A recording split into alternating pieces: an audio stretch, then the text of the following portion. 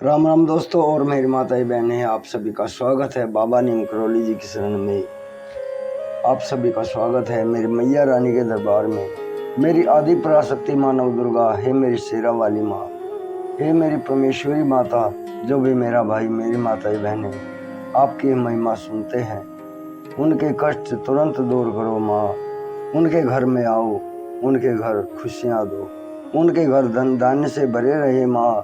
यही मेरी प्रार्थना, यही मेरी अर्जी। जय श्री राम, जय हनुमान जी की जय, बाबा नीम करौली महाराज जी की जय, शिव शंकर महादेव, जय श्री गणेश भगवान जी की। ओम हनुमंते नमः। जय हनुमान, जय बाबा नीम करौली महाराज। दोस्तों और मेरी माताएं बहनें, आज करते हैं हम श्रीमद् वाल्मीकि रामायण किष्किंधा कांड का 56वां सर्ग, संपाति से वानरों को भय। उनके मुख से जटायु के वध की बात सुनकर संपाति का दुखी होना और अपने को नीचे उतारने के लिए वानरों से अनुरोध करना। प्रभु श्री राम जी की महिमा पूरी सुने मेरे भाई। आपके घर में सदैव खुशियां बनी रहेंगी। प्रभु श्री राम जी की कृपा की अपार वर्षा आपके घर में होगी, यही मेरी प्रार्थना। जय राम। पर्वत के जिस स्थान पर वे सब वानर आमरण उपवास के लिए बैठे थे, उस प्रदेश में चिरंजीवी पक्षी श्रीमान गिद्धराज संपाति आए। वे जटायु के भाई थे और अपने बल तथा पुरुषार्थ के लिए सर्वत्र प्रसिद्ध थे। महागिरी विंध्य की कंदरा से निकलकर संपाति ने जब वहां बैठे हुए वानरों को देखा, तब उनका हृदय हर्ष से खिल उठा और वे इस प्रकार बोले, जैसे लोक में पूर्व जन्म के कर्मानुसार मनुष्य को उसके किए हुए फल का स्वतः प्राप्त हो जाता है, उसी प्रकार आज दीर्घ काल के पश्चात यह भोजन स्वतः मेरे लिए प्राप्त हो गया। अवश्य यह मेरे किसी कर्म का फल है। इन वानरों में से जो जो मरता जाएगा उसको मैं क्रम से भक्षण करता जाऊंगा। यह बात उस पक्षी ने उन सब वानरों को देखकर कहा। भोजन पर लुभाए हुए उस पक्षी का यह वचन सुनकर अंगद को बड़ा दुख हुआ और वे हनुमान जी से बोले, देखिए, सीता के निमित्त से वानरों को विपत्ति में डालने के लिए साक्षात सूर्य पुत्र यम इस देश में आ पहुँचे। हम लोगों ने न तो श्री रामचंद्र जी का कार्य किया और न ही राजा की आज्ञा का पालन किया। इसी बीच वानरों पर यह सहसा अज्ञात विपत्ति आ पड़ी है।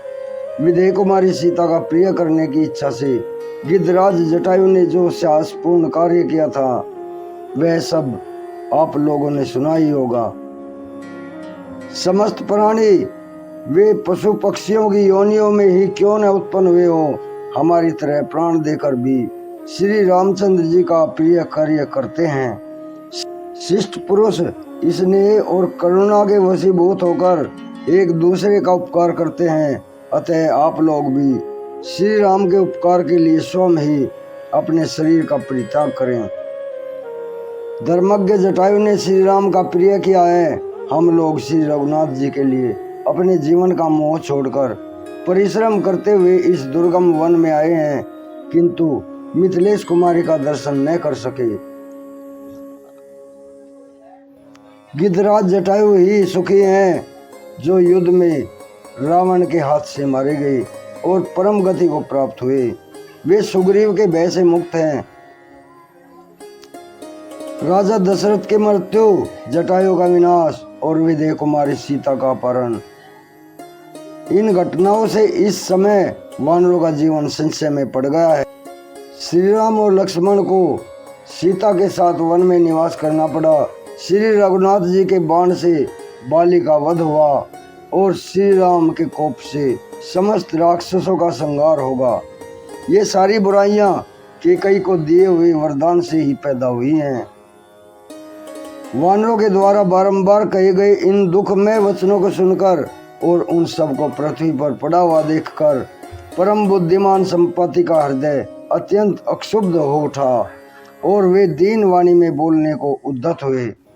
अंगद के मुख से निकले हुए उस वचन को सुनकर तीखी चोंच वाले उस गिद्ध ने उच्च स्वर में इस प्रकार कहा, यह कौन है जो मेरे प्राणों से भी बढ़कर प्रिय भाई जटायु के वध की बात कह रहा है। इसे सुनकर मेरा हृदय कंपित सा होने लगा है। जन स्थान में राक्षस का गिद्ध के साथ किस प्रकार युद्ध हुआ था, अपने भाई का प्यारा नाम आज बहुत दिनों बाद मेरे कान में पड़ा है। जटायु मुझसे छोटा, गुणज्ञ और पराक्रम के कारण अत्यंत प्रशंसा के योग्य था। दीर्घ काल के पश्चात आज उसका नाम सुनकर मुझे बड़ी प्रसन्नता हुई। मैं चाहता हूँ कि पर्वत के इस दुर्गम स्थान से आप लोग मुझे नीचे उतार दें। श्रेष्ठ वानरों, मुझे अपने भाई के विनाश का वृत्तांत सुनने की इच्छा है। मेरा भाई जटायु तो जन स्थान में रहता था। गुरुजनों के प्रेमी श्री रामचंद्र जी, जिनके ज्येष्ठ एवं प्रिय पुत्र हैं, वे महाराज दशरथ मेरे भाई के मित्र कैसे हुए? शत्रुदमन वीरों, मेरे पंख सूर्य की किरणों से जल गए हैं, इसलिए मैं उड़ नहीं सकता, किंतु इस पर्वत से नीचे उतरना चाहता हूँ। इस प्रकार श्री वाल्मीकि निर्मित आस रामायण आदि काव्य के किष्किंधा कांड में 56वां सर्ग पूर्ण हुआ। जय श्री राम। दोस्तों और मेरी माताएं बहनें, 56वां सर्ग पूर्ण हुआ है। कल मैं आपको 57वां सर्ग सुनाऊंगा। अंगद का संपत्ति को पर्वत शिखर से नीचे उतारकर उन्हें जटायु के मारे जाने का वृत्तांत बताना तथा राम सुग्रीव की मित्रता एवं बाली वध का प्रसंग सुनाकर अपने आमरण उपवास का कारण निवेदन करना।